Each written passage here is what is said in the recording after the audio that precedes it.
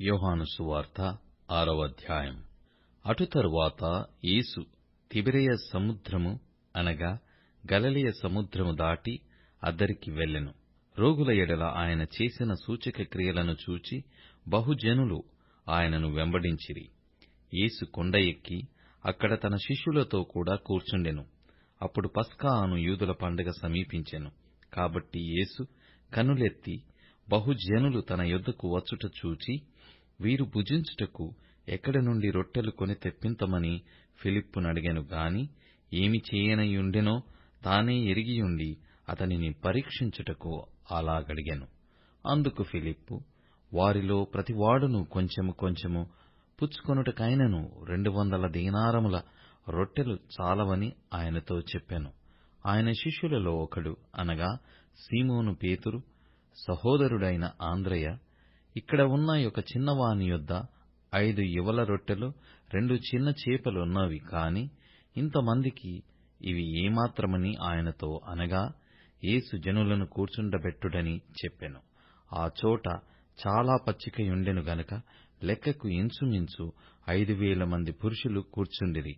యేసు ఆ రొట్టెలు పట్టుకొని కృతజ్ఞతాస్తుతులు చెల్లించి కూర్చున్న వారికి వడ్డించెను. అలాగున చేపలు కూడా వారికిష్టమైనంత మట్టుకు వడ్డించెను. వారు తృప్తిగా తినిన తరువాత ఏమీయూ నష్టపడకుండా మిగిలిన ముక్కలు పోగు చేయుడని తన శిష్యులతో చెప్పెను. కాబట్టి వారు భుజించిన తరువాత వారి యొద్ద మిగిలిన 5 ఇవల రొట్టెల ముక్కలు పోగుచేసి 12 గంపలు నింపిరి. ఆ మనుష్యులు యేసు చేసిన సూచక క్రియను చూచి, నిజముగా ఈ లోకమునకు రాబోవు ప్రవక్త ఈయనే అని చెప్పుకొనిరి. రాజుగా చేయుటకు వారు వచ్చి తన్ను బలవంతముగా పట్టుకొనబోవుచున్నారని యేసు ఎరిగి మరల కొండకు ఒంటరిగా వెళ్ళెను. సాయంకాలమైనప్పుడు ఆయన శిష్యులు సముద్రమునొద్దకు వెళ్లి దోణి ఎక్కి సముద్రపుటద్దరినున్న కపెర్నహూమునకు పోవుచుండిరి. అంతలో చీకటాయెను గాని యేసు వారి యొద్దకు ఇంకనూ రాలేదు. అప్పుడు పెద్ద గాలి విసరగా సముద్రము పొంగుచుండెను. వారు ఇంచుమించు 2 కోసుల దూరము దోణిను నడిపించిన తరువాత యేసు సముద్రము మీద నడుచుచు తమ దోణి దగ్గరకు వచ్చుట చూచి భయపడిరి. అయితే ఆయన నేనే, భయపడకుడని వారితో చెప్పెను. కనుక ఆయనను దోణి మీద ఎక్కించుకొనుటకు వారికిష్టపడిరి. వెంటనే ఆ దోణి వారు వెలుచున్న ప్రదేశమునకు చేరెను. మరునాడు సముద్రపుటద్దరిని నిలిచియున్న జనసమూహము వచ్చి చూడగా ఒక చిన్న దోణి తప్ప అక్కడ మరి ఒకటి లేదని యేసు తన శిష్యులతో కూడా దోణి ఎక్కలేదు గాని ఆయన శిష్యులు మాత్రమే వెళ్ళిరనియు తెలిసికొనిరి. అయితే ప్రభువు కృతజ్ఞతాస్తుతులు చెల్లించినప్పుడు వారు రొట్టె భుజించిన చోటునకు దగ్గరనున్న తిబెరయ నుండి వేరే చిన్న దోణిలు వచ్చెను. కాబట్టి యేసును ఆయన శిష్యులను అక్కడ లేకపోవుట జనసమూహము చూచినప్పుడు వారా చిన్న దోణి లెక్కి యేసును వెదకుచు కపెర్నహూమునకు వచ్చిరి. సముద్రపుటద్దరిని ఆయనను కనుగొని, బోధకుడా, నీవెప్పుడు ఇక్కడికి వచ్చితివని అడగగా, యేసు, మీరు సూచనలను చూచుట వలన కాదు గాని రొట్టెలు భుజించి తృప్తి పొందుట వలననే నన్ను వెదుకుచున్నారని మీతో నిశ్చయముగా చెప్పుచున్నాను. క్షయమైన ఆహారము కొరకు కష్టపడకుడి గాని నిత్యజీవము కలుగజేయు అక్షయమైన ఆహారము కొరకే కష్టపడుడి. మనుష్య కుమారుడు దానిని మీకిచ్చును. ఇందుకై తండ్రి అయిన దేవుడు ఆయనకు ముద్ర వేసియున్నాడని చెప్పెను.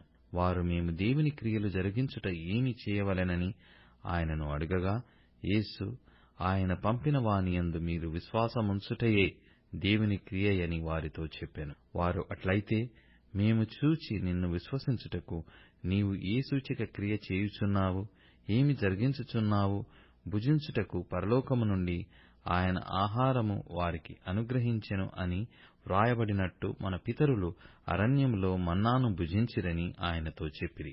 కాబట్టి యేసు, పరలోకము నుండి వచ్చు ఆహారము మోషే మీకియ్యలేదు. నా తండ్రియే పరలోకము నుండి వచ్చు నిజమైన ఆహారము మీకనుగ్రహించుచున్నాడు. పరలోకము నుండి దిగివచ్చి లోకమునకు జీవమునిచ్చినది దేవుడనుగ్రహించు ఆహారమయ్యున్నదని మీతో నిశ్చయముగా చెప్పుచున్నానని వారితో చెప్పెను. కావున వారు, ప్రభువా, ఈ ఆహారము ఎల్లప్పుడూ మాకు అనుగ్రహించుమనిది. అందుకు యేసు వారితో ఇట్లనెను, జీవాహారము నేనే. నా యొద్దకు వచ్చువాడు ఏమాత్రమును ఆకలిగొనడు. నా యందు విశ్వాసముంచువాడు ఎప్పుడునూ దప్పికొనడు. మీరు నన్ను చూచి యుండియు విశ్వసింపక యున్నారని మీతో చెప్పితిని. తండ్రి నాకు అనుగ్రహించు వారందరును నా యొద్దకు వత్తురు. నా యొద్దకు వచ్చువానిని నేనెంతమాత్రమును బయటికి త్రోసివేయను. నా ఇష్టమును నెరవేర్చుకొనుటకు నేను రాలేదు, నన్ను పంపిన వాని చిత్తము నెరవేర్చుటకే పరలోకము నుండి దిగి వచ్చితిని. ఆయన నాకు అనుగ్రహించిన దాని అంతటిలో నేనేమియూ పోగొట్టుకొనక అంత్యదినమున దాని లేపుటయే నన్ను పంపిన వాని చిత్తమయ్యున్నది. కుమారుని చూచి ఆయన యందు విశ్వాసముంచు ప్రతివాడును నిత్యజీవము పొందుటయే నా తండ్రి చిత్తము. అంత్యదినమున నేను వానిని లేపుదును. కాబట్టి నేను పరలోకము నుండి దిగివచ్చిన ఆహారమని ఆయన చెప్పినందున యూదులు ఆయనను గూర్చి సనుగుకొనుచు, ఈయన యోసేపు కుమారుడైన యేసు కాడా? ఈయన తల్లిదండ్రులు మన మెరుగుదుము గదా? నేను పరలోకం నుండి దిగివచ్చియున్నానని ఈయన ఎలాగో చెప్పుచున్నాడనిది. అందుకు యేసు, మీలో మీరు సనుగు కొనకుడి. నన్ను పంపిన తండ్రి వానిని ఆకర్షించితేనే గాని ఎవడునూ నా యొద్దకు రాలేడు. అంత్యదినమున నేను వానిని లేపుదును. వారందరూ దేవుని చేత బోధింపబడుదురు అని ప్రవక్తల లేఖనములలో వ్రాయబడి ఉన్నది గనుక, తండ్రి వలన విని నేర్చుకొనిన ప్రతివాడును నా యొద్దకు వచ్చును. దేవుని యొద్ద నుండి వచ్చినవాడు తప్ప మరి ఎవడునూ తండ్రిని చూచియుండలేదు. ఈయనే తండ్రిని చూచియున్నాడు. విశ్వసించువాడే నిత్యజీవము గలవాడు. జీవాహారము నేనే. మీ పితరులు అరణ్యములోనున్నారు, తినినను చనిపోయిరి. దీనిని తినువాడు చావకుండునట్లు పరలోకం నుండి దిగివచ్చిన ఆహారమిదే. పరలోకం నుండి దిగివచ్చిన జీవాహారమును నేనే. ఎవడైనను ఈ ఆహారము భుజించితే వాడెల్లప్పుడూ జీవించును. మరియు నేనిచ్చు ఆహారము లోకమునకు జీవము కొరకైన నా శరీరమే అని మీతో నిశ్చయముగా చెప్పుచున్నానెను. యూదులు ఈయన తన శరీరమును ఎలాగు తిననీయగలడని ఒకనితో ఒకడు వాదించిరి. కావున యేసు ఇట్లనెను, మీరు మనుష్య కుమారుని శరీరము తిని ఆయన రక్తము త్రాగితేనే గాని మీలో మీరు జీవము గలవారు కారు. నా శరీరము తిని నా రక్తము త్రాగువాడే నిత్యజీవము గలవాడు. అంత్యదినమున నేను వానిని లేపుదును. నా శరీరము నిజమైన ఆహారమును, నా రక్తము నిజమైన పానమునై ఉన్నది. నా శరీరము తిని నా రక్తము త్రాగువాడు నా యందును, నేను వాని యందును నిలిచియుందుము. జీవము గల తండ్రి నన్ను పంపెను గనుక నేను తండ్రి మూలముగా జీవించుచున్నట్టే నన్ను తినువాడును నా మూలముగా జీవించును. ఇదే పరలోకం నుండి దిగివచ్చిన ఆహారము. పితరులు మన్నాను తినియు చనిపోయినట్టు కాదు. ఈ ఆహారము తినువాడు ఎల్లప్పుడూ జీవించునని నిశ్చయముగా మీతో చెప్పుచున్నానెను. ఆయన కపెర్నహూములో బోధించుచు సమాజ మందిరములో ఈ మాటలు చెప్పెను. ఆయన శిష్యులలో అనేకులు ఈ మాట విని, ఇది కఠినమైన మాట, ఇది ఎవడు వినగలడని చెప్పుకొనిరి. యేసు తన శిష్యులు దీనిని గూర్చి సనుగుకొనుచున్నారని తనకు తానే ఎరిగి వారితో ఇట్లనెను, దీనివలన మీరు అభ్యంతరపడుచున్నారా?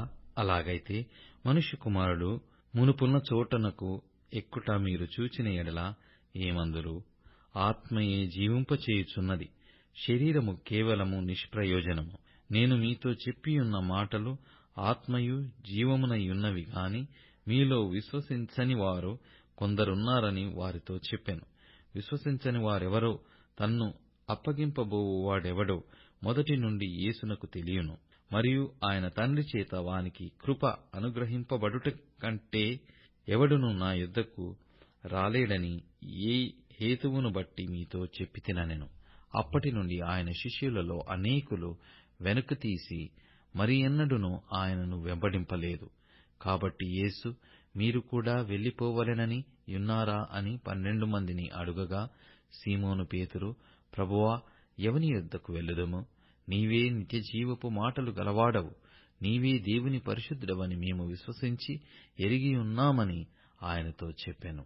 అందుకు యేసు, నేను మిమ్మును 12 గురిని ఏర్పరచుకొనలేదా? మీలో ఒకడు సాతాను అని వారితో చెప్పాను. సీమోను ఇస్కరియోతు కుమారుడైన యూదా 12 మందిలో ఒకడైయుండి ఆయన నప్పగింపబోవుచుండెను గనుక వాని గూర్చి ఆయన ఈ మాట చెప్పెను.